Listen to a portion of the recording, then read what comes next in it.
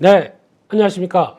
오늘 7월 두 번째 주, 오늘이 날짜가 7월 15일이래요. 7월 15일 체크인 오랜만에 찾아뵙는 찐시황, 토요일의 찐시황, Hello Everyone으로 시작하는 토요일의 그 남자입니다. 네, 한 주 잘 지내셨습니까? 지금 저희가 하루에도 아침에 한 번, 점심에 한 번, 그리고 또 주말까지 매번 보고도 지겹지 않으십니까? 네, 그러면서 아유 또 나왔네 저 사람. 네, 뭐 8.15에 살아라. 그냥 거기서 밥 먹고 옷 입고 다 그러고 있느냐라고 하실지 모르겠지만 저도 제가 왜 이러는지는 임 대표님께 홀려서라고 생각하실지 몰라도 그냥 여러분들과 함께하는 게 좋아서 그렇게 있다고 생각해 주시고요. 그냥 그 뭐죠? 그 네, 정으로 이어진 그런 8.15 모니터의 찐시황입니다. 그래서 계속 장중에도 뵙고 그리고 또 주말에도 뵈면서 뭘 그렇게 할 얘기가 많겠느냐. 네, 주말에 뵙는 건 좀 다른 얘기 드려야 되겠죠. 하지만 결국에는 다 거기서 거기입니다. 거기서 거기. 네, 그렇게 보시면서 그래도 드릴 얘기는 이번 주에는 딱 두 가지입니다. 시장 얘기 좀 드리고 임 대표님이 본인이 고민하셨던 거. 추세가 계속 갈 때 이거를 어떻게 그냥 추종할 것이냐 아니면은 그거에 대해서 어떤 다른 전략적으로 갈 것이냐 이런 여러 가지 얘기들 한번 또 말씀을 드리고 이번 주에는 2차 전지 이번에는 장비다. 사이클이 장비로 다가온다. 그래서 삼국지에 있는 제일 막내 장비가 제일 중요하다. 지난번에는 저희가 양극재 쪽에 유비 양극재 쪽을 본다고 하게 되면 지금은 관여도 아닌 장비가 어느 정도 변화가 들어갈 타이밍이다 라는 쪽에서 한번 또 보고요. 그렇다고 앞단이 중요하지 않다는 건 아닙니다. 그런 쪽에 그럼 한번 보시고 마지막으로는 AI 쪽에 또 하나의 큰 변화인 테슬라는 AI를 어떻게 끌고 가고 있느냐라고 하는 도조에 대해서 한번 또 체크해보고 이게 어떤 변화를 국내 쪽에서도 가져오겠느냐라는 흐름들 크게 체크하면서 시장을 또 분석하고 대응하도록 하겠습니다.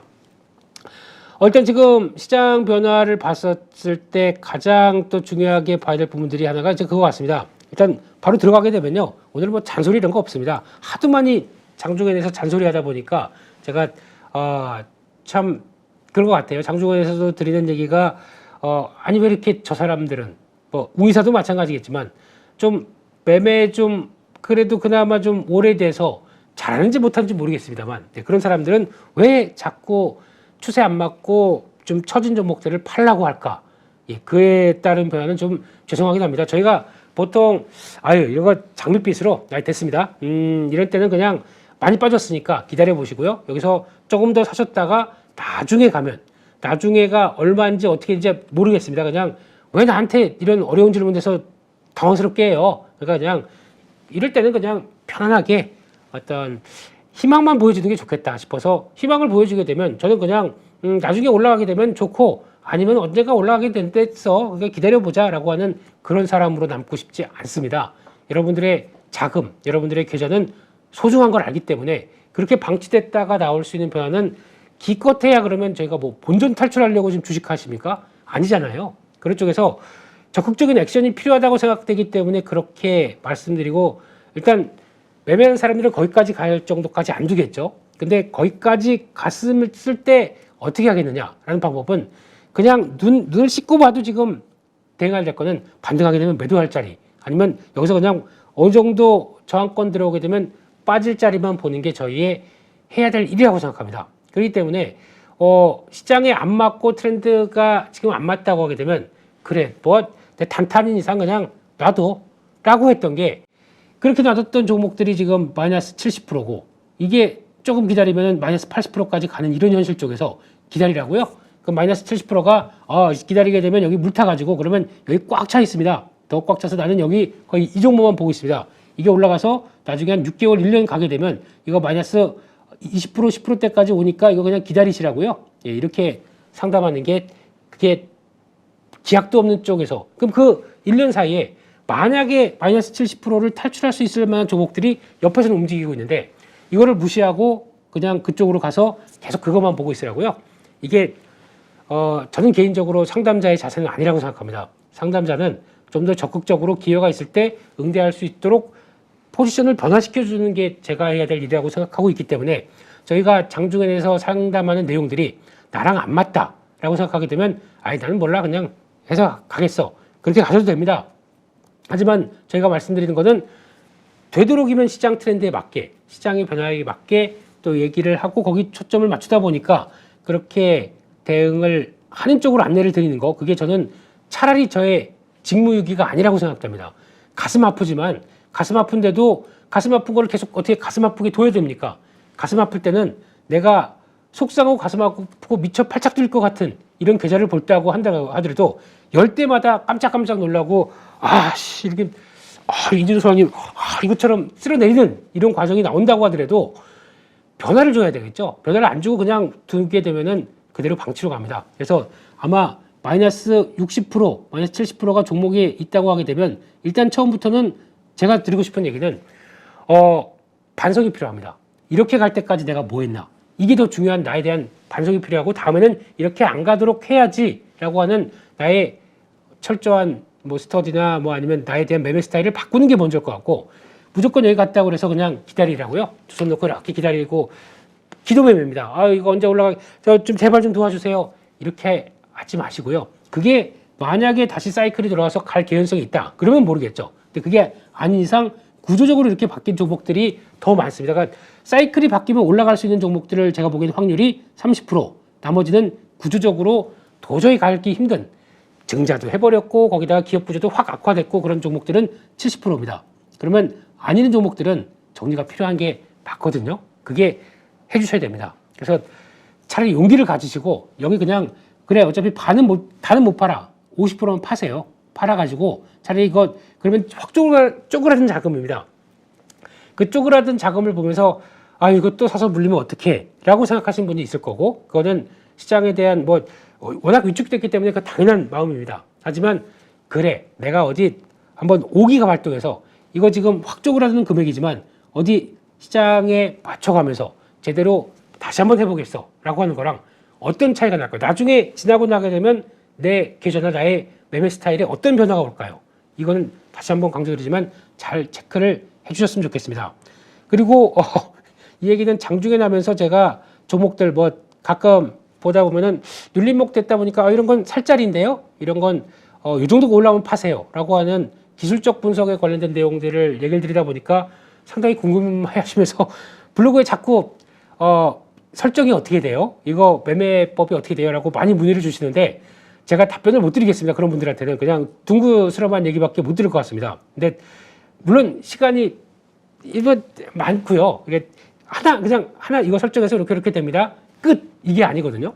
그래서 만약에 오랜만에 말씀드리는데 블로그에 답글 주시는 분들한테 제가 드리고 싶은 얘기는 차라리 제 에어클래스 가서 제 강의 들어보시면은 거기에 모든 노하우가 다 담겨 있습니다. 그러니까 문의를 주시지 마시고 요거 한번 혹시나 관심 있으신 분들은 여기 가서 제 기술적 분석은 제리의 매매 스타일이라고 있을 겁니다. 여기 가서 보시게 되면은 참고하실 사항들이 있고 여기에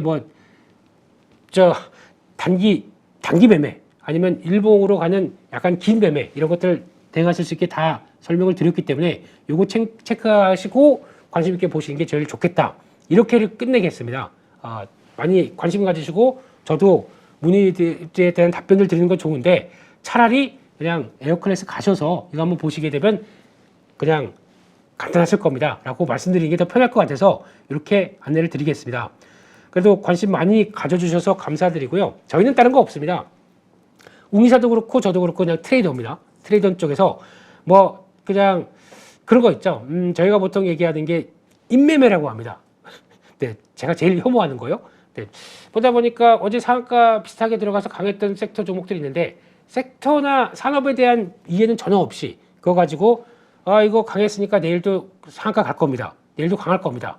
임으로 매매하고 막상 그렇게 던져놓고 그 다음에 매매하는 거 쉽나요? 안 쉽습니다. 엄청 상한가 갈 듯이 그냥 해놓고 만약에 내일 안 가게 되면 그냥 패스.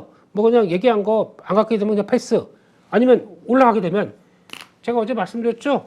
제가 이렇게 주식하는 사람 아니거든요. 매매할 때 중간에 과정들이 얼마나 험난하고 심한데 그런 거 어떤 산업의 이해가 없이 그냥 툭 던져버리고 맙니까? 올라가면 다 내가 공, 아니면 당신들이 알아서 하고, 이게 무슨 전문가입니까? 이런 거 말고 저희는 약간 더 매매에 대해서 더 집중적으로 보면서 약간 약간 이런 땐 집중해야 되고 아니어야 되고, 이런 테마는 안 보는 게 낫고, 이런 거는 조심해야 되고 하는 구분의 역할도 저희들이 하다 보니까 그런 것도 참고해 주세요. 그러니까 저희가 맞다가 아닙니다. 저희도 잘 틀립니다. 잘 틀리고 매매하다가 손해보고 울고 있고, ISC도 그 저점에서 죄송합니다. ISC는 저희 2년 넘게 추적해오고, 이전 블로그에 한 분이 그렇게 올려주시더라고요.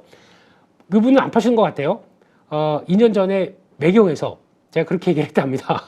ISC를 보면서 그때 주가가 18,000원대인데 이거는 2년, 그러니까 나중에 가게 되면 10만 원도 갈 정도의 강한 포텐셜을 보여주고 있는 종목이기 때문에 그 정도까지 비메모리까지 펼쳤을 때 실리콘 러버가 뭘 보여주겠느냐 라는 쪽으로 얘기하면서 그거 보고 사셔서 지금 큰 수익을 얘기를 하시는데, 저는 그 매매하다가 한 번 울었고 그 블로그 보고 2번 울었습니다. 두 번은 그래도 환희의 눈물이겠죠. 다른 분이라도 보셨으면 그걸로 됐다라고 하는데, 그렇습니다. 이렇게 매매하는 입장 쪽에서는 틀리는 거 많습니다. 틀리는 거 많은데, 그럼에도 불구하고 제가 요즘 ISC 얘기하게 되면 쥐구멍에 숨고 싶습니다. 그런 느낌이지. 제가 2년 전에 말씀드렸으니까 제 매매 딱 빼고 10만 원대 가는 거 보셨죠? 이렇게 얘기를 못 드릴 것 같아요. 제 심적으로는. 그래서 다시 한번 이번에 저희가 얘기 드렸을 때, 근데 저는 후회는 없습니다. 왜냐면 기업이 증자를 해서 그딴 식으로 만들어 놓고 거기다가 20%까지 지분 이석 시켜 놓고 거기다가 약간 그런 느낌도 좀 들어요. 이거를 주가를 끌어올리기 위한 여러 가지 전략 중에서 나왔던 변화가 되는데, 기업의 체력이 안 됐다고 하게 되면 올라간 거에 대해서는 좀 그렇죠. 하지만 반성이고, 또 혹시나 그때 같이 저랑 똑같이 동참해서 그 부분을 봤던 거에 대한 죄송하고, 하지만 그때 말씀드렸던 건 똑같습니다. 기업은 진짜 좋습니다. 기업은 이건 될 만한 종목이긴 한데, 인수를 하면서 SKC가 그딴 식으로 전략을 짜가지고 기존 주주들은 타격받게 두고 지들끼리만 20% 증자해서 희석시킬 정도로 딱 가져가는 거, 이건 욕먹어야 되고요. 대한민국 시장에서 주식이 이런 식으로 지분 인수한다는 거는 말도 안 됩니다. 차라리 네이버가 훨씬 나아요. 예전에 포시마크 인수할 때 1조 가까이 돈 주고 기존의 소액 주주까지 다 한 주까지 다 그 정도와 똑같이 매입해서 가져간다. 이게 정상적인 거죠. 어떻게 그런 식으로 죄송합니다. 그런 거는 주의하겠습니다. 앞으로 기업만 볼 것인지, 기업 중간에 이런 노이즈가 나왔을 때 그걸 어떻게 대할 것인지, 이것도 저는 나름대로 또 하나의 공부였다고 생각하고, 아프지만 계속 묵묵하게 또 될 만한 섹터, 될 만한 종목으로 가도록 하겠습니다. 그렇게 말씀을 드리고요.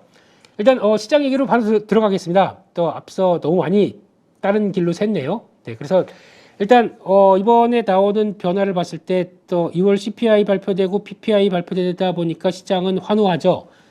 이제 3%대, 이제 PPI도 거의 뭐 물가는 다 잡았어. 하지만 또 시장의 반응은 좋아하지 마. 7월달, 8월달 이후부터 가게 되면은 다시 CPI는 기저효과와 함께 올라올 거야. 한 3.5%대까지 CPI 다시 올라올 거야. 라고 얘기를 하고 경계하라고 얘기를 합니다.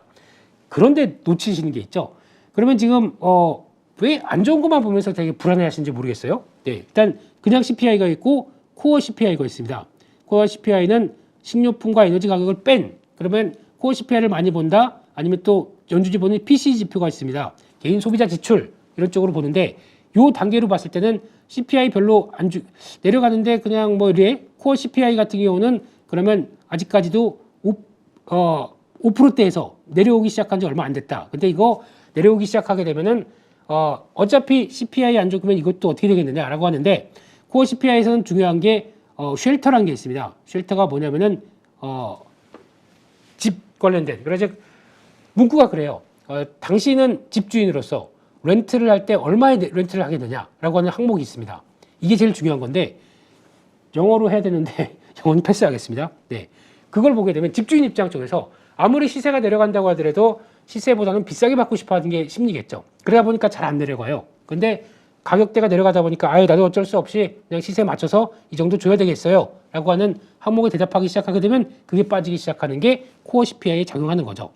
이게 본격적으로 나오기 시작한다 그러면 이거는 느리지만 반영되게 되면 빠르게 반영되거든요. 그런 쪽으로 봤을 때 7, 8월 달에 CPI는 올라간다고 하더라도 이 올라가는 거 조건 중에 하나가 에너지가 올라가고 뭐 다른 뭐 식료품 가격들이 올라간다고 하더라도 쉘터가 하향으로 자리 잡고 있다. 코어 CPI는 빠집니다. 그러면 연준이 바라보는 게 이게 더 맞다면서요. 근데 왜 CPI 올라가는 거 가지고 여기다 또 초점을 맞추죠? 코어 CPI는 앞으로 더 내려갈 텐데 그러면 이거 보게 되면 연준은 그냥 안정적이구나 생각할 텐데 왜 저희는 계속 불안해야 될까요? 첫 번째, PC 지표는 좀 더 광범위한 걸 나오기 시작합니다. PC도 이제 점점 안정적으로 들어오기 시작하겠죠. CPI는 내려가는데 PC 안 빠져요. 이거 가지고 얘기하셨던 분들 이것도 점진적으로 내려가게 되면 하향될 텐데 왜 그걸 가지고 걱정을 하십니까?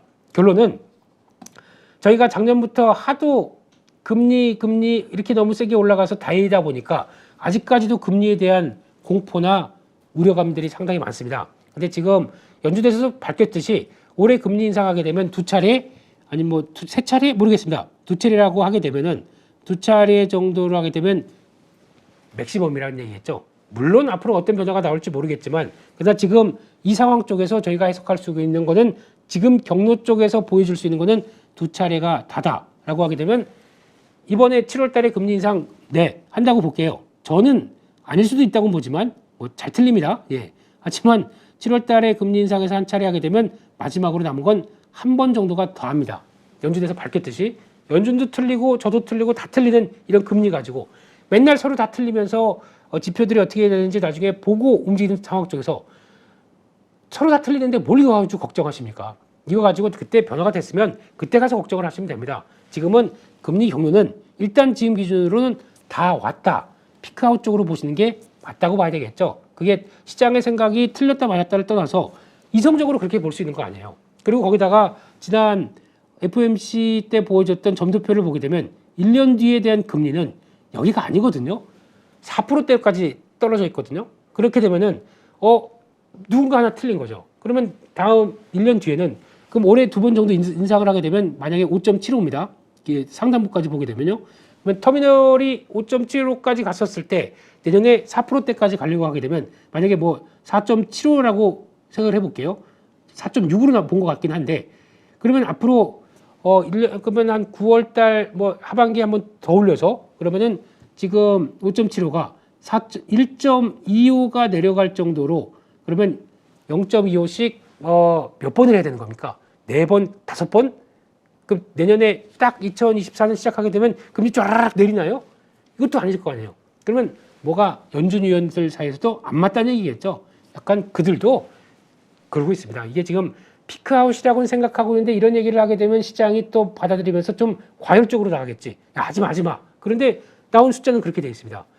안 되겠다. 일단 이걸로 눌러야겠다라고 생각하는 거죠. 털기 시작합니다.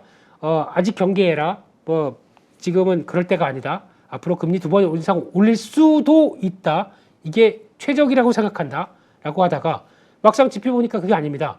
최적이라고 생각했지만 나중에 가서 타고 갔다. 라고 생각하게 되면 괜히 걱정했던 저희들만 바보 되는 거 아닙니까? 그렇게 하지 마시고 금리는 이제 점점 관심에서 멀어 가셔야 될 것 같습니다. 이게 아니라 지금은 관심 가질 게 이거예요. 과연 실적이 그렇게 고생했다가 좋아질까? 아니면 고용이 그나마 잘 버텨줄까? 제 표현이 고용이 좋다가 아닙니다. 버텨줄까 합니다. 고용이 버텨줘서 경기를 끌어내리는 역할만 하지 않게 되면은 잘 소화해내고 다음 흐름으로 나가기 시작하겠죠. 그러면 이게 지금은 고용이 좋은 게 좋아, 안 좋은 게 좋아? 라고 하게 되면 구수로 가야 됩니다. 지금은요.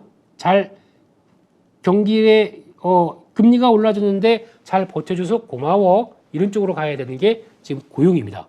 보셔야 될 것 같고 실적은 지대한 관심이 높은 거죠.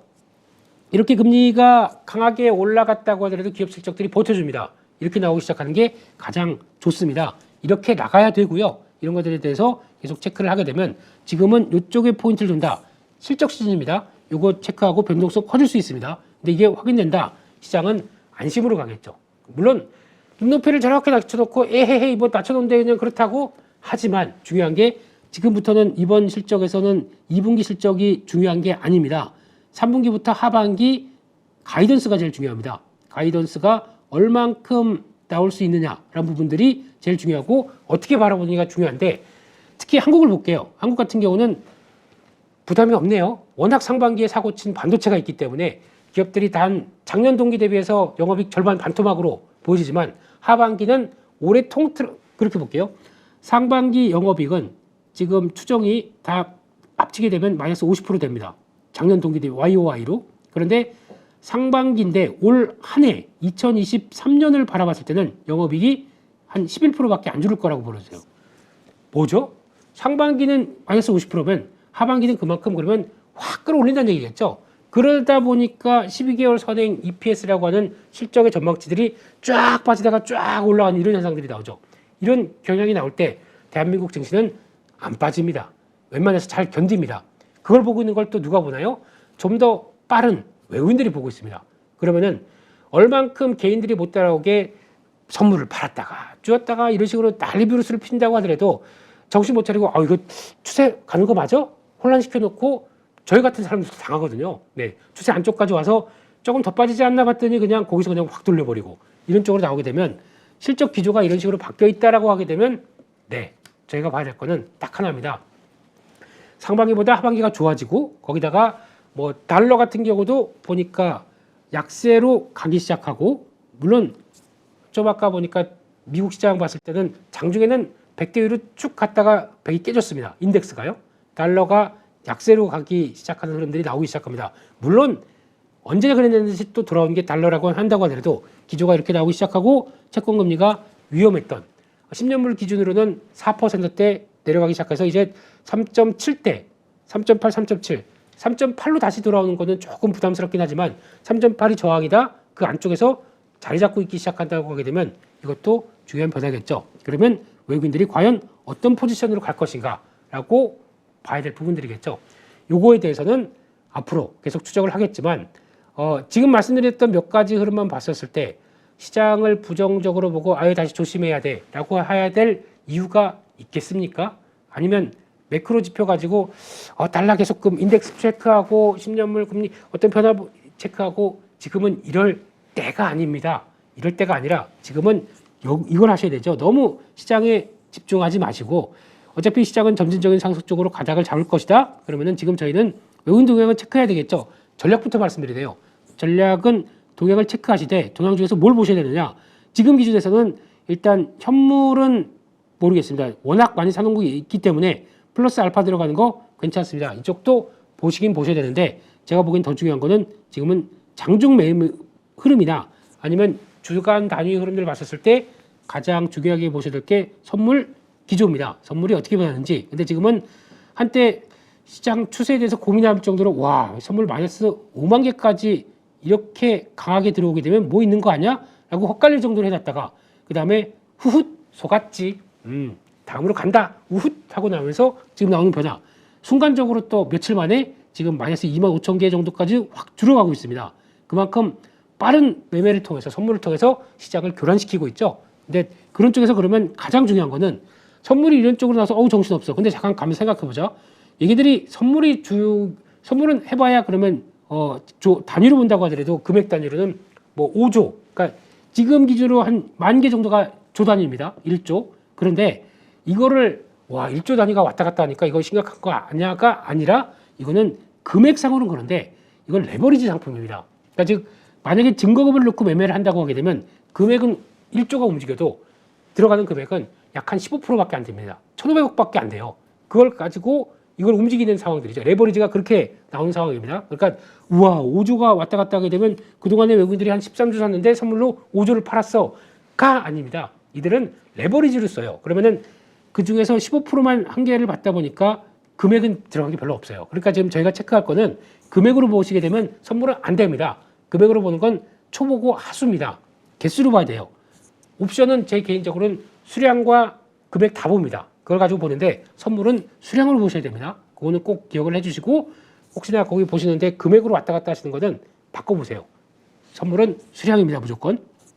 그렇게 보시고 대응하시는데 그런 쪽에서 외국인들 동향 일단 선물이 다시 이렇게 쭉 해서 25,000개 정리가 요것만 정리가 된다고 하더라도 2,650 휙 올라오겠네요. 직전 고점 때요.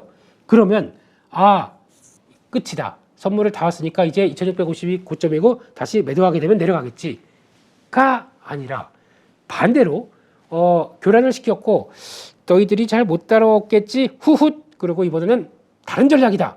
다음에는 선물 매수로 가자. 여기서 또 다시 매수로 2,650부터 매수로 바꿔서 이번에는 플러스 5만 개까지 갈 정도로 엑셀을 밟아버리면 어떻게 되겠습니까? 그럼 여기서부터는 시장이 다 왔으니까 선물 매도로 나올 테니까 난 여기서부터 곧버스 갔다가 너희들이 다 그런 거 알고 있었지. 반대로 갑니다. 시장이 위쪽으로 가기 시작하게 되면 그럼 지금부터는 선물은 약간 상승에 따라서 따라오는 거 누릴 거고 외국인들은 기존의 주식을 작년 한 여름 때부터 조금씩 사서 크게 나왔던 선물 주식들은 선물과 같이 현물이 맞아지기 시작하면서 수익을 얼마나 보겠습니까? 그러니까 지금 포인트는 저희가 선물 매매로 이들은 돈을 다 벌어간다고 생각하는데 아닙니다.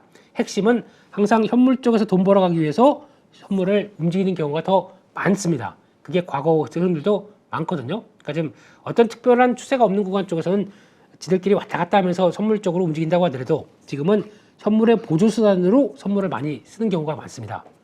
이렇게 보시면서 대응을 하시는 게 좋겠다라고 봐야 될 것 같고요.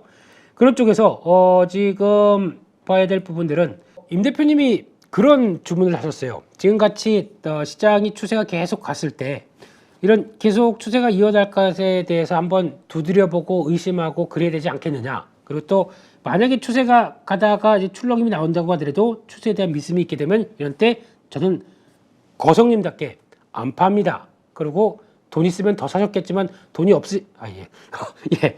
이럴 때는 안 팝니다 하고 가는 과정들 이런 거 나왔었을 때 이런 믿음을 가지고 어떻게 가야 되겠느냐라는 흐름부터 그러면은 추세가 계속 갈 텐데 많이 올랐어요. 생각보다 한 직전 고점까지 한 2,600까지 650까지 오고 많이 올랐는데 그러면 이거 믿음을 가지고 계속 고해야 되느냐 아니면 여기서 정리했다가 다시 추세 안쪽까지 들어와서 이때 또 사느냐 이런 거에 대한 확신을 가져갈 수 있는 방법들이 뭐 없겠느냐라고 문의하셨는데 죄송하지만 없습니다. 그런 내가 이 포지션에 이 정도까지 와서 다 온 것 같아. 그러면 매도. 근데 딱 보니까 다시 밀려. 오 좋다. 다시 매수. 지지받고 또 올라가요. 이야호. 이거는 신입니까? 저는 신이 아니고요. 저 같은 경우는 비읍신이죠. 네. 어제 보니까 IT의 신님도 오셔서 이용수 대표님 강의 잘 들었습니다. 감사합니다. 네. 그리고 오는데 저희는 잘못하게 되면 이것 따라 한다고 해서 신처럼 매매와야지 하다가 저희는 비읍신 되고 디읍신 됩니다. 이게 저희의 일반적으로 그래요. 그거 말고 가장 좋은 거는 제가 보기에는 앞서 말씀드렸듯이 저는 시장 추종자입니다. 시장 추종이고 시장이 맞다고 생각하고 움직이는 편이에요. 그러다 보니까 저 사람은 방향에 줏대도 없어. 잘 보시게 되면 줏대는 있습니다. 줏대는 있고 줏대는 있지만 그걸 시장에 맞춰서 얼만큼 잘 이용을 하려고 노력하는 사람 중에 하나입니다. 그러면 흐름들을 외국인들 포지션이나 흐름들 보고 아니면 시장이 돌아가는 매크로 지표들 보고 그거를 내 흐름대로 해석을 하는 것뿐이지 추정을 할 때 가장 중요한 거는 그러면 그런 게 있어요. 이 정도까지 2,650 왔으니까 저항이야 라고 생각하는 흐름을 딱 만들어 놓은 순간 나는 가면 팝니다. 시장의 흐름과 상관없이 정리를 하게 됩니다. 그렇게 되면은 여기서 만약에 그러면 내 액션이 취해졌죠. 내 아이디어가 2,650원에 가는 게 첫 번째라고 하게 되면 그러면은 그 다음으로 올라가는 거는 손 놓습니다. 나 비싸다고 그래서 수익 내고 팔았는데 지금부터는 보모가 오기 시작하죠. 이때부터는 또 종목들이 새로운 것들이 막 날아가기 시작합니다. 따라가야 되는데 2,650은 저항이라고 생각해서 밑으로 살려고 그러는데 안 옵니다. 잘못된 결론이겠죠. 그래서 왜 제가 시장 추종을 얘기를 하느냐. 그러면 자 이렇게 보셔야 돼요. 첫 번째 2,650이 저항일 가능성이 있다. 이렇게 보는 거. 2,650 이상에서는 전고점이다 보니까 앞으로 어떻게 될지 몰라. 조심하자. 두 번째 만약에 2,700으로 제가 보기에는 2,800 여기까지는 그냥 쭉 달릴 수 있어 라고 하게 되면 여기 조정받고는 다시 갈 것 같아. 두 번째 시나리오. 세 번째 아니야 이거는 시장이 지금 바뀐 것도 없는데 만약에 2,650 갔다가 나오게 되면 이건 추세 쪽에서 2,650 갔다가 여기 다시 사는 게 아니라 아예 밑으로 확 빠질 수가 있어. 한 2,400까지 또 올 수 있어 라고 하는 세 번째 시나리오. 이런 걸 안고 가면서 머릿속에 시나리오가 있는 거죠. 이런 걸 갖고 있는 상황 쪽에서 뭐가 맞을까를 대비하면서 어느 쪽으로든 움직일 때마다 난 거기 대응해서 맞춰가겠어 라고 시나리오가 있는 것과 2,650만 가면 무조건 팔아야지 라고 하는 하나의 시나리오로 무조건 액션에 따르는 거 차이가 크다는 얘기겠죠. 그래서 머리가 복잡해질지 몰라고 하더라도 이럴 때 시나리오 이런 그러니까 저희가 보통 파리오 모니터에 나오시는 많은 분들을 보면서 투자 아이디어를 가는 게 그거 아닙니까? 즉 내 편협이 착즙 선생이라고 저 잘 틀려요. 다시 한번 말씀드리지만 잘 틀리지만 틀렸다고 하더라도 복구하려고 무지 노력하는 사람 중에 하나다 보니까 여기까지 온 거고요. 근데 중요한 거는 저 사람이 얘기하니까 저게 맞아. 저쪽으로 나는 저 사람 너무 좋아. 저 사람이 편이니까 저들을 따라하겠어가 아닙니다. 저 사람이 얘기하는 게 지금까지 맞아왔지만은 그래도 1번 시나리오가 있을 거고 2번, 3번도 다 있기 때문에 이런 건 대비하겠어 라고 생각하다 보니까 저희가 나오시는 많은 패널분들을 지금 청취하시고 듣고 이분들은 이게 좋구나. 이거 투자 아이디어를 남겨야지 하면서 이 시나리오를 만들어가는 과정이죠. 그중에 시장이 그중에 하나를 딱 내가 생각했던 거에 반응한다. 그럼 저는 1, 2번 버리고 그쪽으로 가야 됩니다. 그게 맞는 거겠죠. 근데 그게 없이 무조건 비싸면 판다. 올라왔으면 정리한다. 거기다가 또 기술적 분석 말도 안 되는 거 가지고 무슨 지금 시장의 흐름은 다우지수 중심으로 막 가고 있는데 지금 기술적 분석을 다우지수를 하고 있어요. 참 왜 그렇게 하세요? 시장에 포인트 못 맞추세요? 라고 하고 말씀드리고 싶지만 다우지수 분석하고 무슨 S&P 분석하고 이게 필요가 없고요. 지금은 나스닥 흐름들과 빅테크 기업들이 어떻게 가는지 경로를 보아야 되겠죠. 그걸 보면서 시장으로 보고 왜 시간을 버리십니까? 쓸데없는 거 하지 마시고 그 주된 거에 흐름 맞추고 그 다음엔 그거 가지고 다음 것들 딱딱 맞춰가는 게 제일 중요하겠죠. 그래서 지금은 시장 추종이 훨씬 낫다 그러면 시나리오별로 인식을 하시고 그 대응은 벌어지는 시장에 맞춰서 가시는 게 좋습니다. 그렇기 때문에 이런 거를 이거 내가 그러면 그렇게 복잡하게 주식 매매해야 돼? 네.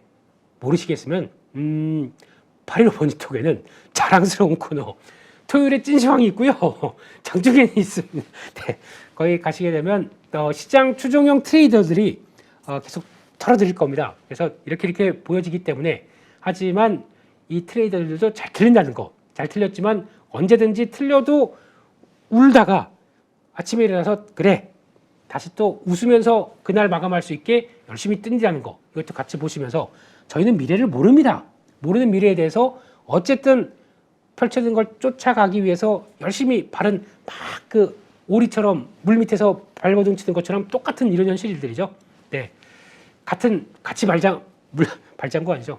물장구 치시고 그러면서 따라가려고 노력하시죠. 그러면 어느 순간 손해 봤다가 다시 올라갔다가 한다고 하더라도 손해는 작게 수익은 크게 이렇게 가는 게 저희 트레이더의 역할이고 그래서 하루 중에 변화를 다 체크해 봤더니 그래도 오늘은 일당 했네. 잘했어. 그리고 나머지 종목들도 내일을 위해서 아니면 일주일 한 달 뒤를 보고 끌고 가는 종목도 있고 그러면 나는 내 계좌 만족해 라고 가는 게 저희 시장 차별자 트레이더가 아니겠습니까? 그렇게 보시는 게 가장 좋겠다라고 봐야 될 것 같습니다. 그렇게 말씀을 드렸고요. 그러면 지금부터는 또 체크할 게 그러면 시장의 주도 섹터가 무엇이냐? 저에게 물으신다고 하게 되면 저는 예전에도 반도체고 지금도 일단은 주된 추세는 반도체입니다. 반도체랑 2차 전지 두 개를 빼게 되면 지금 한국 시장에서 시장을 설명할 게 없습니다. 그렇기 때문에 지금 반도체 2차 전지가 주축으로 가면서 반도체는 너무 많이 말씀드렸으니까 그냥 그 창시자죠. 반도체 사지 마세요. 제발 모아 가세요. 모아 가시는 과정에서 지금 나오는 과정인데 아마 요즘에 보면은 배신당했다. 테스 가지고 그랬다. 테스는 어제 장중에는 제가 자세히 말씀드렸습니다. 전략에 대해서 말씀드렸기 때문에 실망하지 마세요. 실망하지 마시고 지금 반도체는 반도체라고 하더라도 한쪽만 가네. HBM으로 관련된 쪽에 나오는 장비 쪽 그리고 거기다가 기판 쪽, 패키징 쪽 이 관련된 후공정만 가네. 당했다. 내 종목은 왜 이래? 라고 생각할지 모르겠지만 이거는 AI가 끌고 오는 성장에 대한 변화가 주다 보니까 그게 밸류가 업되는 과정들입니다. 그런데 제가 느끼기는 반도체 쪽이 이렇게 강하잖아요. 그것만 계속 갈 것 같죠? 그것만 계속 갑니다. 예? 그게 아니라 이쪽만 계속 갈 것 같죠? 근데 저희 입장으로는 가면 간다고 하더라도 처음에 샀던 게 100주였습니다. 막 수익 엄청 늘어났고 지금 보니까 100% 났어요. 기분 좋아. 가 아니라 100주가 갖고 있던 거를 올라갈 때마다 저희가 할 수 있는 거 그거밖에 없어요. 좀 부담도 돼요. 제가 보기에는 약간 지금 실적 이번에 발표되게 되면은 실적은 보여줄 게 없어요. 지금 앞으로 AI에 대한 성장을 끌어온 것들이 많습니다. 실적 발표되게 되면 확 하고 조정이 나올 수도 있어요. 왜냐면 너무 많이 달린 거 아닌가 싶기 때문에. 그럴 때는 끈을 놓치면 안 됩니다. 대신 그러면 50주 정도만 갖고 50주는 파세요. 정리하시고 100% 난 거 50주 팔아보세요. 계좌가 갑자기 현금이 이만큼 들어옵니다. 이걸 내가 한 걸까? 너무 기분 좋죠. 근데 50주나 그 밑으로 50% 정도 이상 밑으로만 갖고 계시는 게 좋을 것 같습니다. 워낙 가파르게 움직였기 때문에. 그렇게 되면 이쪽은 뜨겁다고 하더라도 비중은 줄인 거죠. 그럼 그걸 가지고 뭘 하시느냐?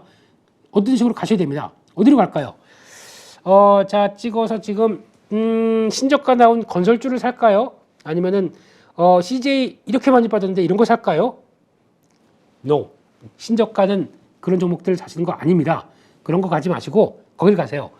같이 반도체에서 논다. 그러면은 말씀드렸듯이 반도체 이번엔 전공적으로 가세요. 지금부터는 아마 시장이 후공정 쪽이 그렇게 막 부각받고 그래서 이쪽이 이렇게 가서 나온 거 다음에 시장은 어차피 반도체는 메모리 사이클로 이렇게 늦더라도 빠르지 않고 늦더라고 하더라도 움직이기 시작할 겁니다. 그럼 이번에는 전공정 쪽은 소외받고 막 재미없고 한다고 하더라도 이쪽으로 서서히 갈 준비를 하겠죠. 그렇기 때문에 이런 쪽은 준비를 해가는 게 맞을 것 같고 아니면 EUV 쪽 가는 거 맞을 것 같고 이렇게 보는데 그동안에 그럴 것 같아서 비중을 줄여놓은 게 있다. 테스트 때도 그렇게 말씀드렸어요. 팔라가 아닙니다. 매도가 아니라 비중을 줄이시라고 말씀드렸어요. 왜냐면 지금 이쪽도 보면 어떻게 보면은 나 이쪽 전공정하고 고르게 갖고 있는데 이쪽이 셉니다. 그럼 전공정 일단 팔아. 우르르 팔죠. 이걸 누가 합니까? 기관 NOM들이 합니다. 네. 그들이 NOM들 그들이 하다 보니까 그렇게 가서 이렇게 충격 나오는 것들 저는 그럼 일단은 싸게 나오면 또 잡아야 되는데 못해요. 왜냐면 이쪽이 하도 강하다 보니까. 그러면 일단 그쪽에 참전하기 위해서 저희도 시장 흐름들에 맞춰간다고 말씀드렸죠. 하기 위해서는 줄였다가 그쪽으로 갔다가 같이 수익을 냈어요. 냈으면 다시 돌아와야 되겠죠. 그 과정입니다. 이런 것들 보시면서 대응하는 게 맞겠다라고 해서 줄이시라. 왜 줄이냐면은 그쪽이 세다 보니까 상대적으로 위축을 됐는데 그런데 나중에 이제 하반기가 볼까요? 그러면 이쪽도 물론 움직이긴 하겠지만 많이 올랐기 때문에 버거울 수가 있습니다. 그렇기 때문에 그런 거 빼고 이쪽이 또 움직일 수 있는 바탕이 되겠죠. 이거는 아마 이렇게만큼 강하지 않을 겁니다. 은근스럽게 이렇게 쓱 하고 돌아가는 경우가 나올 거예요. 그거 누리셔야 되겠죠. 그런 거 좀 누리시고 대응하는 게 맞겠다라고 보셔야 될 것 같고 아니면 반도체 너무 많아. 나 별로인데 어디로 가야 되겠습니까? 다음 세컨티어 쪽에 탑티어, 세컨티어 쪽에 들어가 있는 이런 주도 쪽으로 들어가셔야 되겠죠. 이번에 보니까 여기 엔터가 빠졌네요. 엔터 종목들이 조정을 받기 시작하네요. 이것도 자리에 맞춰서 들어갈 준비 하실 거 해야 될 것 같고 조선 전력기기 건설기계 이쪽은 여전히 2분기 실적과 함께 움직이는 대표적인 주도 섹터 군 쪽에 들어가 있기 때문에 관심 있게 또 이거 판 거 가지고 돈 번 거 가지고 사는 건 되게 여유롭게 사요. 그렇다고 꽉 사지 마세요. 돈도 딱 말씀드렸죠. 돈 벌었으면은 뭐 하시냐면은 출금해 보세요. 출금하셔가지고 저는 6월달 말로 원래 제가 연말에 기부하는데 올해 좀 많이 벌었더라고요. 그래서 또 기부했습니다. 그냥 기부하고 그냥 아이들 이름으로 기부하고 그냥 또 조용히 네. 그래서 한 분기마다 기부를 했으면 좋겠어요. 그래야 저도 나름대로 그냥 제 마음에 대한 저에 대한 명품 안 삽니다. 명품 안 사고 그게 저에 대한 명품이라고 생각해요. 그리고 그걸 가지고 감사한 마음으로 다음 분기가 또 열심히 할 수 있게 만들어주더라고요. 그래서 아마 이번에도 그렇게 될 수 있기를 기원을 하면서 또 열심히 매매하는 거죠. 그리고 또 사회에서 이만큼까지 절 키워준 사회한테 감사하다라는 마음으로 또 기부할 예정입니다. 그렇게 일단 돈을 벌어야죠. 네. 그래서 벌어야 기부하죠. 네. 이런 쪽으로 봤었을 때 엔터라든가 또 의료기기도 지금 보면은 AI 쪽의 의료기기나 아니면은 지금 뜨거워지고 있는 아마 다 아시는 것처럼 이쪽이 좀 늦긴 늦어요. 뭐 임플란트나 아니면 이런 쪽 임용기기 이런 쪽도 늦다가 지금 많이 올랐다 보니까 차익 매물 나오는데 2분기를 바라보면서 움직인다라고 하는 것은 충분히 대응할 수 있겠다라고 봐야 될 것 같고요. 로봇, 화장품 이런 쪽도 계속 관심 가지시면서 약간 확산되는데 나오는 요 세컨티어 정도쯤의 흐름들 이쪽으로 가셔도 됩니다. 이런 식으로 약간 변화가 주는 흐름들도 필요하겠죠. 벌면은 이동하자. 이런 것도 하나의 시장의 흐름들을 이용한 전략이 아닐까라는 쪽에서 말씀드렸습니다. 2차 전지는 기회만 되면 들어가야죠. 들어가는데 지금은 양극재 쪽. 지금부터 또 봐야 될 거는 장비 쪽입니다. 제조 공정을 한번 보면서 왜 2차 전지 장비에 대해서 얘기를 하는지를 한번 말씀을 드리게 되면요. 처음에 보면 믹싱을 합니다. 왜냐면 양극재, 음극재 들어가는 거를 쫙 해서 해가지고 만들어 놓고 이걸 가지고 어딜 들어가냐면은 요 위쪽 기판이 있는데 거기다가 코팅을 이렇게 쫙 하고 발라버립니다. 코팅은 붙이는 거죠. 코팅 공정이 나옵니다. 믹싱, 코팅. 그 다음에 이거를 평평하게 한번 울퉁불퉁하게 되면 못 말잖아요. 쫙 해서 프레싱을 합니다. 이 정도까지가 들어오는 게 여기 그래서 슬리팅하고 노칭. 그러니까 즉 약간 자르고 재단하고 크게 맞게 절단하는 거죠. 여기까지가 나오는 게 여기가 전극 공정이라고 합니다. 그냥 이렇게 맥주 마시면서 이렇게 들으세요. 그렇구나 라고 생각하세요. 네, 얘기가 나왔을 때 전극 공정의 이 회사는 믹싱을 하고 있습니다. 뭔 소리야? 하고 아시지 않기 위해서 전극이죠. 그 다음에 두 번째 나온 게 조립을 합니다. 이렇게 잘라놨으면 그걸 가지고 조립을 해야 되겠죠. 그래서 지금 두 가지 방향으로 갑니다. 뭐냐면 원통형 배터리가 있고 파우치 배터리가 있습니다. 파우치 배터리는 이렇게 착착착착 접어서 하나의 파우치로 만들어 놓고 들어갑니다. 원통형은 웽 하고 말겠죠. 그래서 와인딩이 필요하고 그리고 거기다가 스테이킹하고 라미네이션은 조금 어려운 얘기인데 스테이킹이 들어갑니다. 그러면 이거를 합치게 되면 LNS라고 합니다. 이 방식에서 스테이킹이 어떻게 변하느냐에 따라서 여러 가지 바뀌기 시작하겠죠. 이렇게 들어가기 시작하는데 이거를 조립 공정 끝나고 나게 되면 여기 중요한 게 전해기 주입 들어가죠. 전해기 주입 들어가는데 원통형과 파우치형은 다릅니다. 각형도 약간 다르고요. 그렇기 때문에 이 차이는 있다라고 보시면 될 것 같고 그 다음에 활성화 공정 다 외관을 만들었습니다. 그러면 이거를 충방전을 통해서 잘 되는지 이렇게 충방전을 해서 막 리튬 이온들이 활성화시키기 시작하게 해야 될 거고 에이징 공정 요거 같이 씁니다. 활성화 에이징을 같이 쓰고 그 다음에 디게싱 그러니까 즉 비철 금속들을 막 모였다 보니까 충방전하는 사이에서 가스가 차요.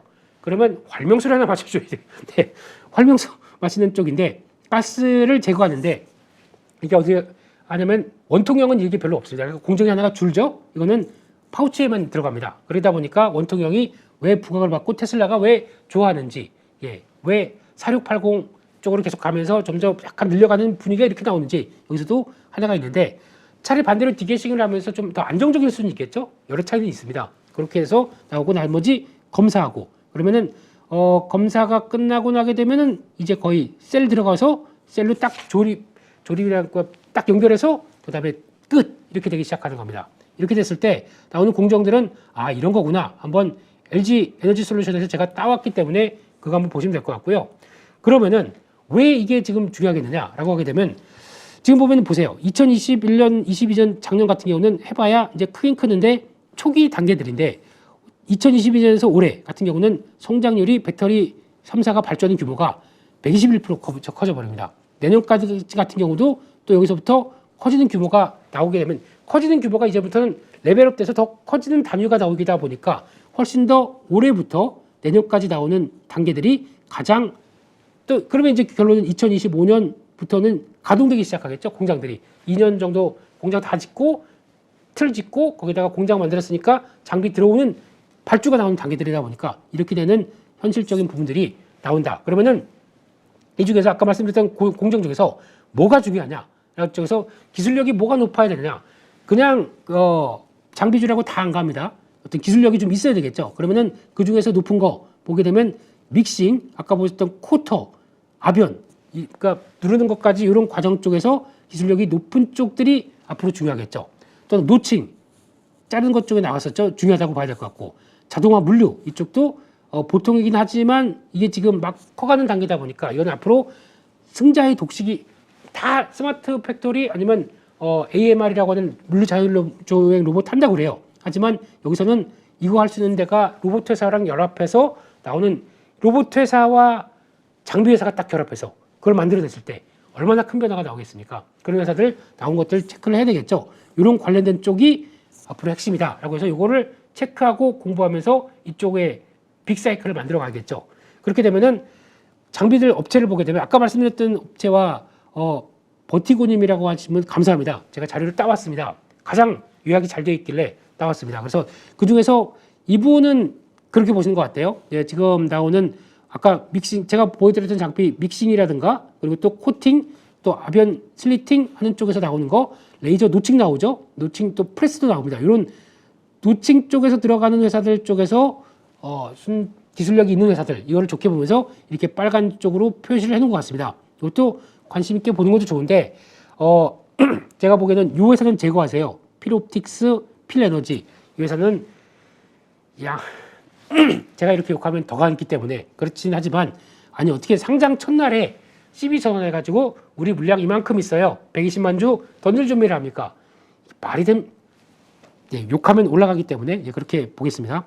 그렇게 보시고 그 중에서 뭐 활성화 쪽에서 머니피엔이 이렇게 보여지는데 제가 보기에는 여기서 저랑은 좀 차이는 좀 있다고 하더라도 이런 종목 쪽에서 물론 윤성의 FNC 많이 올랐습니다. 많이 올랐는데 더 기술력이 있다는 쪽에서 가장 중요한 거는 여기서 나오는 것 이제 반응이 수주할 겁니다. 이번에 하나기술이 예전에 제 탑픽이 하나기술이었던 거 다 아시겠죠? 아시죠? 근데 이만큼 올라갔으니까 저는 모릅니다. 이제는 너무 많이 올랐기 때문에. 근데 기술 수주가 나오면서 변화했는데 수주가 어디서 나왔냐면 중국에서 나왔습니다. 그러니까 시장 반응은 LG에너지 3사에 다 들어가고 있는 회사고 LG에너지 솔루션이나 지금 열심히 하는 SK온 쪽에서 나오지 않을까 싶은데 중국에서 뜬금없이 나옵니다.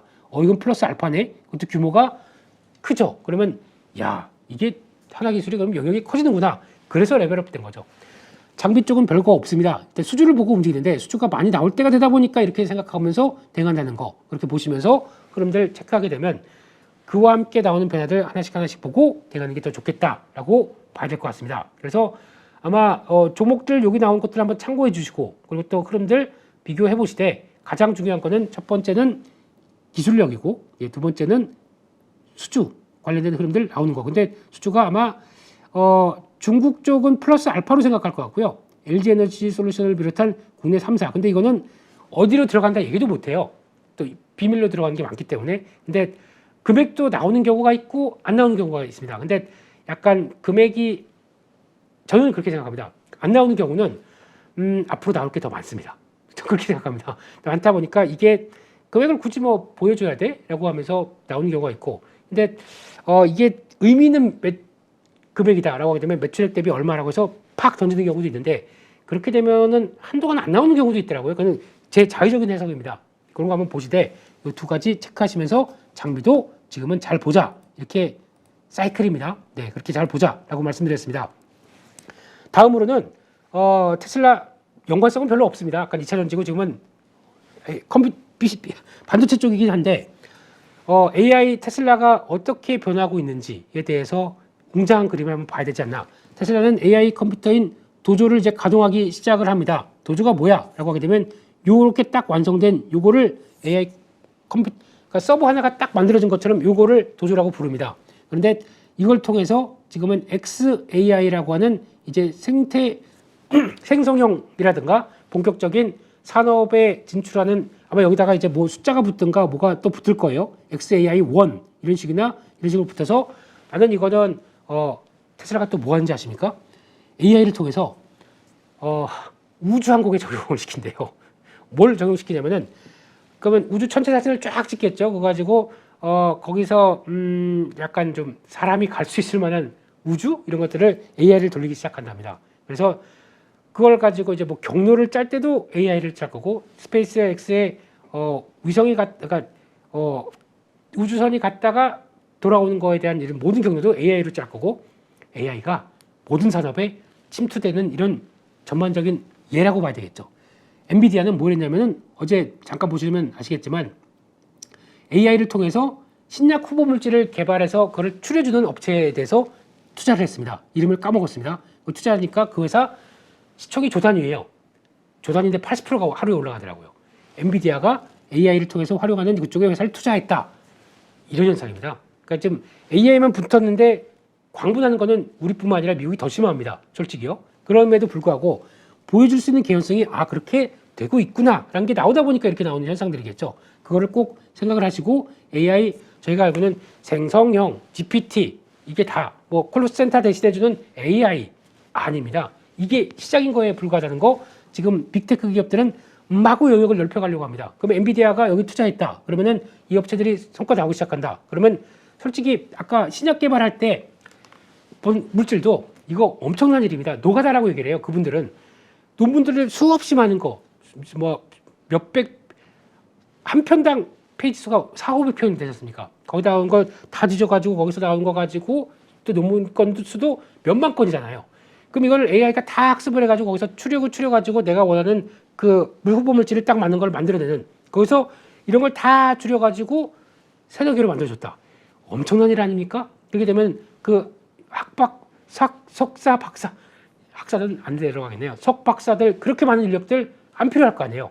이렇게 나오기 시작하는 변화들이 왜 AI가 산업에 침투하는 구조가 이렇게 되는구나. 그래서 제가 왜 AI 의료라고 하는 부분에 그렇게 필이 꽂혀서 막 떠들고 루니피노 계속 보셔야 됩니다. 이렇게 말씀을 드렸고, 보니까 이번에 또 탄생하네요. AI 의료 업체들이 제 기준엔 2개가 또 보입니다. 이런 것들도 나오기 시작하다 보니까 이런 것도 시장은 반영이 되죠. 근데 워낙 실적이 나오는 회사가 AI 의료 플랫폼을 가지고 플러스 알파를 시킨다. 이거는 판타스틱한 거 아닙니까? 이런 것들도 나오고 있다는 거 한번 보시면서 대응하시면 좋을 것 같고요. 짤막하게 말씀드리겠습니다. 저희가 뭐 엔지니어도 아니고, 이게 어떤 구조로 가냐면 도조라고 하는 트레이닝 매트릭스가 보면은 이거를 제가 타일이라고 합니다. 타일 보게 되면 진짜 타일처럼 생겼네요. 이름 잘 지었네요. 이런 타일이 6개가 들어갑니다. 6개가 들어가는데 이 안에서 어떤 변화가, 타일 하나가 어떻게 구성되냐면은 D1이라고 하는 칩들이 있습니다. 이게 진짜 AI 칩이겠죠. 칩과 여기 보세요. 보면 안에 들어가는 지금 기판, 그리고 들어가는 전력, 쉽게 우리식으로 얘기하게 되면은 뭐 기판과 그다음에 뭐 인터포저 이런 것들이 다 들어가서 하나로 딱 만들어지기 시작합니다. 이 안에 메모리까지 들어갑니다. 메모리 반도체까지 들어갑니다. 이게 이 안에 TIL이 들어가는 게 25개가 들어갑니다. 25개가 하나 모여서 6개의 요 타일 하나가 된 것 같은데 그 D1 25개가 모여가지고 여기 딱 들어가서 칩 구성하게 됩니다. 그러면 저희가 지금 보통 알고 있듯이 뭐 지금 얘기하는 뭐 코어스로 패킹한다. 그러면 이런 TSMC가 들어가서 코어스로 패킹한다고 해서 적증을 쭉 하고 있는 과정 쪽에서 흐름들을 한 단계 더 진화시킨 겁니다. 그러니까 빙 둘러가지고 들어가는 게 아니라, 그것도 패키징으로 들어가는 게 아니라 그 한쪽에 아예 공간적으로 집약을 시켜버렸어요. 엄청난 거죠. 칩이 25개. 그럼 들어가는데 여기 메모리는 얼마가 들어가는지 비밀이랍니다. 안 가르쳐 줌이라고 하는데, 그럼 거기 들어가는 메모리 반도체는 테슬라가 만듭니까? D1까지 설계하고 다 만든다고 하더라도 이거 못 만들어요. 누가 합니까, 이거는? 네, 다 공급하고 있겠죠? 이거 다음은 거기 특화된 메모리까지 만들어 달라고요. 그러다 보니까 지금 삼성전자, 이번에 또 비공개 IR에서 나온 얘기는 삼성전자, SK 하이닉스 마찬가지로 지금 AI가 바꾸는 메모리 반도체에 대한 어떤 변화, 그래서 HBM이 바꾸는 변화에 대해서 저희가 생각하는 것보다 훨씬 더 크게 보고 있습니다. 업사이드를 훨씬 더 크게 보고 있더라고요. 왜냐면 지금 테슬라가 만드는 것 같은 경우도 이거의 한 축이고, 나머지 또 지금 뭐 이게 엔비디아도 그렇고 AMD도 만들고 있고, 거기다가 또 인텔도 만들고 있고, 해당 칩들을 만들고 있는데 거기 결부되는 건 다 메모리 반도체, 이런 고용량화된 HBM 쪽이나 아니면 또 집약화된 AI에 접합화된 128기가짜리 메모리 반도체도 마찬가지고 이렇게 가기 시작하는 겁니다. 그럼 이렇게 6개를 만들어 놓고 여기 그러면 6 곱하기 25가 되는 거죠, 칩이. 그러면은 그 칩과 함께 들어가는 메모리 반도체들은 얼마나 많겠습니까? 이것까지 계산하게 되면 여기 하나가 끝일까요? 여기 하나가 들어가고, 보면 여기 하나, 그리고 밑에 뭐 전력 장치들. 근데 또 보면은 구멍이 숭숭숭 뚫렸어요. 와, 전 이거 보고 역시 테슬라다, 역시 엔지니어다. 왜냐면 열을 잡습니다. 열을 잡고, 열을 잡는 과정 쪽에서 쓸데없는 열을 배출하는 과정 쪽에서 나오는 최적화된 흐름이 나오다 보니까 전력 소모가 완전히 확 떨어집니다. 진짜 전력 계통을, 역시 테슬라예요. 전력을 얼만큼 효율적으로 잘 쓰는지를 충분히 아는다는 회사죠. 그러다 보니까 거기서 나오는 테슬라의 전기차도 그렇고, 이게 얼만큼 그걸 효율적으로 쓰게 되면 전력도, 그러니까 열 관리, 전력 관리가 같이 병합되는 이런 과정들입니다. 그러면은 이렇게 되는구나. 그래서 이걸 가지고 만들어내게 되면 이게 캐비넷으로 딱 들어가서 이게 우리의 도조입니다 라고 보는데, 나중에 이거 가게 되면 이것도 팔까요, 안 팔까요? 저는 팔는 게 아니라 이것도 아마 얘들도 구독료로 할 것 같아요. 우리 AI 충분히 돌리게 쓰세요. 하지만 얼마 내세요? 이런 식으로, 이런 서비스 갈 것 같습니다. 하지만 이거를 소프트웨어로 접목해서 AI로 훈련을 시키게 도와주고, 하지만 판매는 안 할 겁니다. 왜냐하면 우리 기술 노출되기 때문에 이런 쪽으로 나갈 수 있겠죠. 결론은 AI가 이렇게 바뀐다. 앞으로 할 일이 얼마나 많겠느냐. 이게 제가 바라보고 있는 또 산업이 바라보고 있는 빅픽처다. 이렇게 보셨으면 좋겠습니다. 그래서 여기까지 해서 1시간 동안 열심히 또 털었습니다. 말씀드린 내용 직접 나한테 무슨 도움이 돼가 아니라 제가 말씀드린 산업에 대한 내용 그리고 변화들은 아까 도조 얘기 드리면서 국내 기업들이 연결되는 연결고리는 차마 말씀을 못 드렸습니다. 좀 많이 올랐고요. 근데 도조에 직접 들어가는 장비사들도 있습니다. 있고 공표를 안 하더라고요. 왜냐하면 파장이 좀 클까봐 아니면 내가 먼저 사고 나중에 그건 모르겠는데 이쪽도 국내 회사들이 연결이 있습니다. 일본 회사랑 많이 연결돼 있어요. 하지만 국내 회사들도 연결돼 있기 때문에 그것도 한번 나중에 보고 대가시는 걸로 하시고요. 산업 공부하는 거 중요합니다. 제 찐시황에서는 아마 여러분들이 산업 아까 그런 AI 컴퓨터가 이렇게 돌아가는구나, 칩이 이렇게 돌아가는구나, 아니면 2차 전지 장비 쪽은 이렇게 공정이 되는구나 이런 거 알아가는 게 살아있는 하나의 도움이 나중에 종목 매매할 때 하나하나 침투해서 도움이 되실 수 있도록 만드는 게 제 찐시황의 역할인 것 같습니다. 뭐 기사 나오고 기사 가지고 읽는 거 이거는 전 하고 싶지 않습니다. 다른 분들도 다 하실 거고요. 그냥 아무 시간은 소중하기 때문에 제가 공부한 거 여러분들한테 같이 공유하는 게 더 중요할 것 같아서 앞으로 찐시황은 좀 딥하게 이런 산업 적으로 들어가겠습니다. 괜찮으면 좋아요, 구독 이걸 제가 왜 하고 있죠? 네, 괜찮으시다면 장중에 오셔서 같이 또 여러 가지 매일 12시부터 1시 같이 오셔서 하시게 되면 이때는 아마 기술적인 얘기들이 더 많겠으니까 이럴 땐 산업은 찐시황, 기술적인 거는 장중엔. 또 뭐가 있을까요? 아무튼 8.15 모니터는 여러분들을 위해서 달려갑니다. 네, 잘했죠, 임 대표님? 네, 한 주 잘 쉬시고요. 비가 많이 온다고 합니다. 잘 비 피하셔서 관리 잘 하시고 기분이 좀 다운되신다고 하더라도 이럴 때는 8.15 모니터의 알찬 컨텐츠를 보시면서 저 지분 없습니다 8.15 모니터에 그래도 보시면서 행복한 주말 보내셨으면 좋겠습니다. 다음 주도 화이팅 하시고요. 다음 주에 찾아뵙겠습니다. 감사합니다. 안녕하세요. 주식계 스트리트 파이터 대입자입니다. 1년 가까이 교육을 해오면서 수많은 회원들이 수익을 냈는데 심지어 저보다 수익을 많이 낸 사람도 계십니다. 이번에 8.15 가족분들과 평생 꺼내볼 수 있는 강의를 준비했습니다. 바로 평생 소장 패키지입니다.